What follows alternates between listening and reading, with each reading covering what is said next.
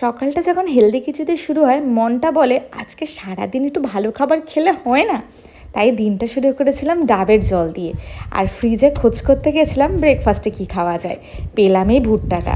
আগের দিন মেলায় গিয়েছিলাম, ওই পয়লা বৈশাখের মেলা বসেছিল এক জায়গায় বেশ অনেক দিন ধরে। সেখানেই গিয়েছিলাম আর খুব ভুট্টা পোড়া খেতে ইচ্ছা করছিল। দাঁড়িয়েও ছিলাম রীতিমতন, কিন্তু এত গরমের মধ্যে ভিড় হয়েছে দাঁড়াতে না আর ইচ্ছা করছিল না। তাই ভাবলাম দুটো কাঁচা ভুট্টাই নিয়ে যাই। তার মধ্যে একটা ভুট্টা আজকে পোড়াচ্ছি, আর একটা কর্ন দিয়ে না অন্য একটা রেসিপি ভেবে রেখেছি, যেটা পরে শেয়ার করব। এবার ভুট্টাটা পোড়ানোর আগে না একটুখানি তেল আর লঙ্কা মাখিয়ে নিয়েছিলাম, তাতে ওই স্ট্রিট ফুডের যেই একটা ভাইব আসে না ওইটা আসে। আর কয়লায় পোড়ালে হয়তো বেশি ভালো হতো, কিন্তু বাড়িতে তো সেটা সম্ভব না, তাই গ্যাসেই পুড়িয়ে নিয়েছি।